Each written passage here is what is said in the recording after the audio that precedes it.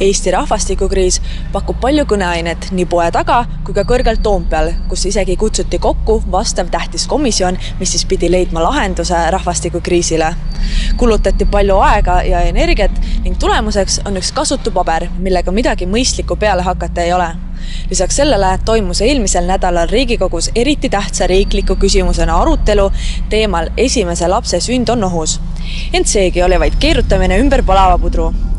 Nii jääb väkisi mulje, et kogu rahvastikukriisiga seonduv ettevõtmine on sarnane kollatõbise üle lupjamisega.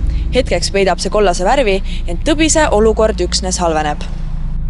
Nii räägitakse ohtralt kosmeetikast, nagu näiteks sünnitoetustest, lapsetoetustest ja muust sellisest, ent ise toime tulevast ja püsivast perekonnast kui kõige kesksemast institutsioonist paraku eriti ei räägitagi. Selle asemel vaatavad noored õhtuse filmi vahele SOS pilli reklaami. Aga miks? Sel teemal palusin kaasa mõtisklema Markus Järvi sihtasutusest perekonna ja traditsiooni kaitseks. Markus Järvi, mida arvad sellest, et meil justkui nagu tegeletaks rahvastikukriisiga, aga kõige keskmisest perekonnast siiski ei räägita?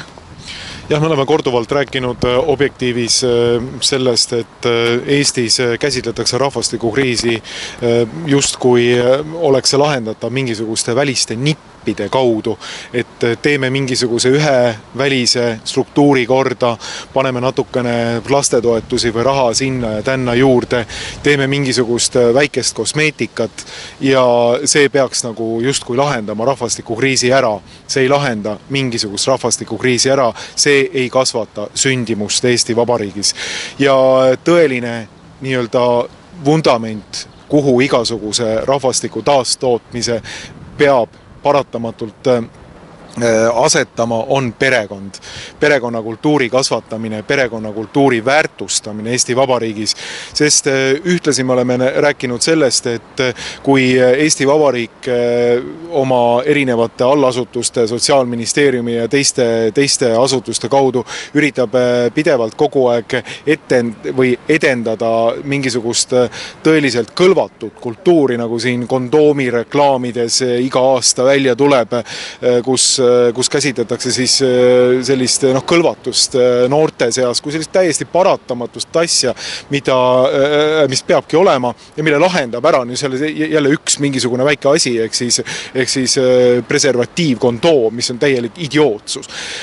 Ja selle asemel, et seda toetada, et sellist kultuuri toetada, pole Eesti Vabariik mitte kunagi teinud ühtegi selge suunalist perekonna teemalist kampaaniat, kus on öeldud ühemõtteliselt ära, et perekond on mehe ja naise vaheline liit, et sealt sünnivad lapsed, hoidke seda liitu, kaitske seda liitu, väärtustage seda liitu. Et siin on selge, et kus need prioriteedid on, milline on see ideoloogiline täielik kartulipudru nende inimeste peas, kes perekonnast räägivad. Ja loomulikult, kui meil on selline kultuur, siis ei ole mõtet rahvastikukriisi lahendus üldse loota. Olete sihtasutusega esile tõstnud, et kui suurem osa aborte oleks Eestis jäetud tegemata, siis rahvastikukriisi ei oleks.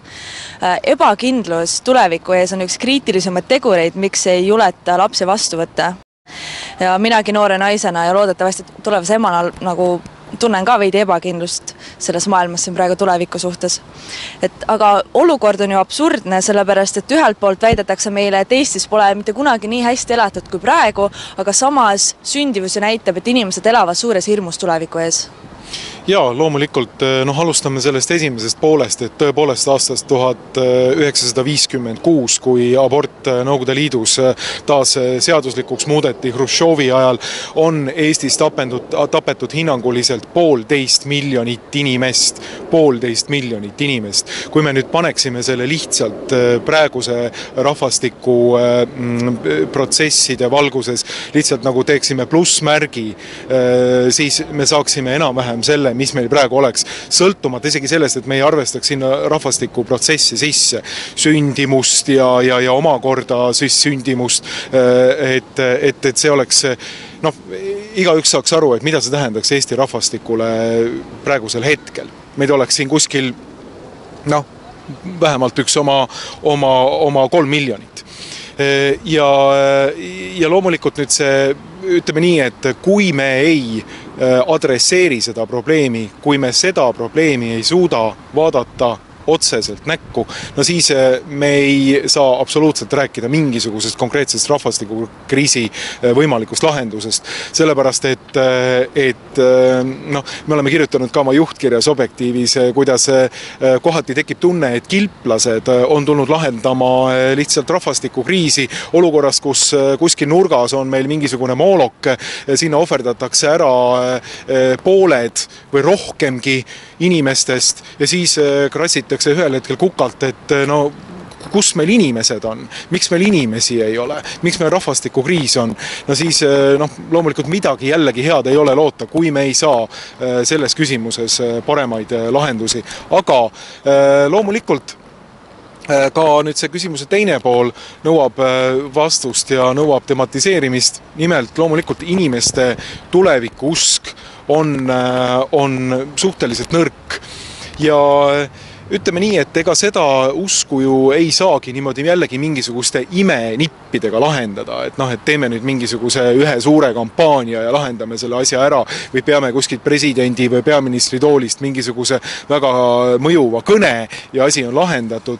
Ei, seda tuleb põhimõtteliselt hakata rajama või see usk tuleb taas rajada ustavale abieluliidule, kodanike aktiivsusele, kes ütlevad, et meie oleme siin riigis peremehed eelkõige sellele, et tulevad kokku inimesed, kes on võimelised üleüldse looma ustava abieluliidu, mitte hoorama ringi, et need on väga olulised tasandid, mida eestlased peavad arvesse võtma, et kui nad üldse soovivad sellest olukorrast välja tulla.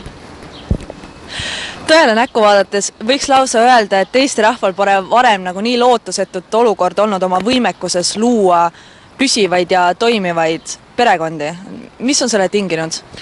No selle on tinginud eelkõige, ütleme nii, selline pikaajaline kultuurirevolutsiooniline arusaam sellest, et abielu ei ole vaata, et peaaegu mitte midagi, abielu võib lahutada, abielu ei ole lahutamatu.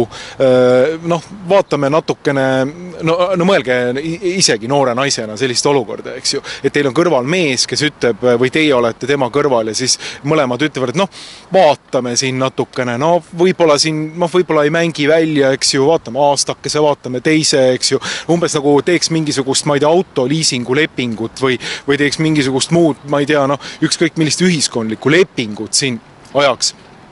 Ei, abielu on ja peab olema tehtud ja mõistetud sellisel viisil, et ta on kestev, et ta on elupõline, et ta on see, milles ollakse algusest lõpuni, et võetakse vastu seal sündivad lapsed ja sellist abielu määratlust peab riik pidevalt kogu aeg esile tõstma. See ei ole ka mingi imenipp, et kui riik seda nüüd teeb, et siis kohe kodanikud marsivad siin reas Vabaduse väljakul oma abielu kohustusi täitma ja abielluma. Ei, sellist asja ka loomulikult ei ole, aga riik aitab loomulikult sellise kultuuri ülesehitamisele, taasloomisele, mis ju Eestis on ikkagi olnud, et kui me mäletame oma vanavanemaid, siis kõik olid ju, või vanavanemaid, siis kõik olid taluperekondadest, elasid aastakümneid koos ja kõikidel oli ka päris palju lapsi, et selle kultuuri ülesehitamine on väga vajalik. Ja kui sa nüüd tõepoolest mainisid seda, et ühelt poolt Eestis kogu aeg räägitakse sellest, kuidas me elame niivõrd progressiivses ja toredas ja ilusas Eestis ja me ei ole kunagi nii hästi elanud, no siis see nüüd praeguste rahvastikukriisi valguses tundub küll olevat natukene niimoodi pidu katku ajal või ütleme niimoodi, et pidu vahetult enne nii-öelda kokkuvarisemist või surma. Et kui me ei saavuta selles küsimuses, rahvastiku taastootmise küsimuses vähemat rahvastiku taastoote tasent, ehk siis teiste sõnadega 2,1 last sünnitusealise naise kohta, no siis Eesti riigil ja Eesti rahval ei ole tegelikult tulevikku ja eriti küüniline ja halvaendaline on muidugi see, et meie poliitikud on võimelised kogu selle olukorra juures rääkima siis migratsioonist kui rahvastikuprobleemi lahendusest. Ehk siis teiste sõnadega see on olukord, kus Eesti Vabariigi põhiseaduslik nii-öelda baasprintsiip, et Eesti riik on loodud Eesti rahva keele, kultuuri kestmiseks läbi aegade, mängitakse lihtsalt maha ilma igasuguse jututa. Ja see on, ütleksin, riigireeturlik ja vaata et peaaegu kriminaalne. Ühesõnaga, täna on päev selge see, et rahvastikukriisi asjus ei saa me loota ei Riigikogule, valitsusele, ametnikele ega erakondadele. Ehk siis kas inimesed peaksid mingil moel ise mobiliseeruma, organiseeruma, et siis leida selle kriisi tõelised põhjused ja otsida vastumürki? Ja mina olen alati rääkinud sellest Objektiivi veergudel, et me peame pöörduma isiklikult, et esimene Eesti probleemide ja ka rahvastikuprobleemide lahendaja vaatab meile vastu siis, kui me läheme peegli ette. Need oleme meie ise. Me peame küsima seda, et kuidas meie enda elus nende küsimustega on ja need tuleb lahendada seal konkreetses elus ära. Kui neid seal ei lahenda, siis mingisugust imenippi jällegi Eesti rahva taastootmiseks kuskil ei ole. Kõik teavad eeldatavasti, kuidas lapsi tehakse. Kui see teadmine asetada truu abielu konteksti, kui see asetada usu konteksti, et iga laps on väärtuslik, et iga elu on väärtuslik, siis hakkabki rahvastikuprobleem lahenema, vähemalt osaliselt.